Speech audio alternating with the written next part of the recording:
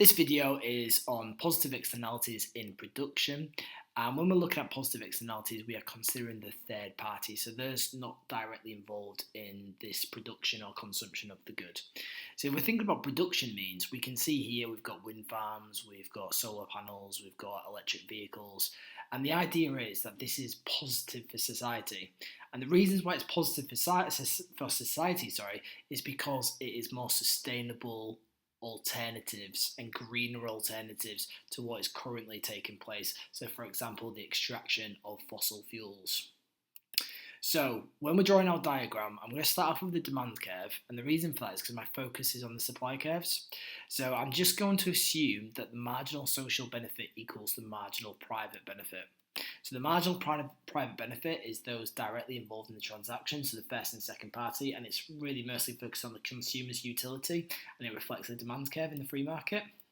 The marginal social benefit is the external benefits added onto that, so the external benefits being that of the third party, so those outside of the transaction, in other words, society.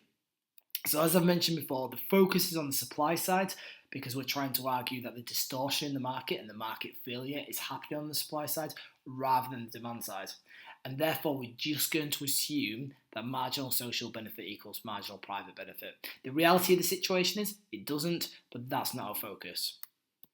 Right, so we've got our marginal private cost. Our marginal private cost equals our marginal private benefit at Q1, and that is the free market allocation of this resource.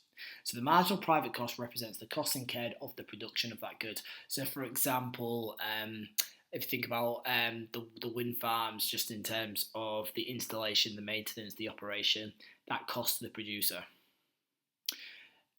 Or if we're talking about companies that are just using green energy, just simply the energy costs involved in that.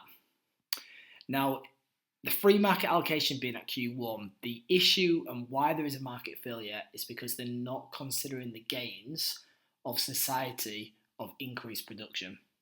This company is not going to produce more than Q1 because that would mean that their marginal private costs exceed their marginal private benefits. So there's no incentive. But that is a problem because actually the positivity of this production is much better compared to alternative means, and therefore we actually want to encourage it at Q2. At Q2, we see that the marginal social cost, which represents the private cost plus the external cost, equals the marginal social benefit. Now, what that means is at Q2, that's where the socially efficient equilibrium will be. But unfortunately, the free market equilibrium is at Q1, so therefore it's being underproduced. And because it's being underproduced, that's the market failure. So as we can see at Q1, where it's being allocated, the marginal social cost is less than the marginal private cost. So in other words, it's trying to pretty much argue that the external cost is a net negative, which pretty much means a net positive, because it means that there isn't any external costs, it's really external gains. So if we have a look at this deadweight loss, the deadweight loss is there because of the underproduction. And as we can see, the marginal private cost is greater than the marginal social cost. And therefore, because of that, the socially efficient equilibrium is at Q2, but the market is operating at Q1, and therefore we have market failure of an underproduction of this good.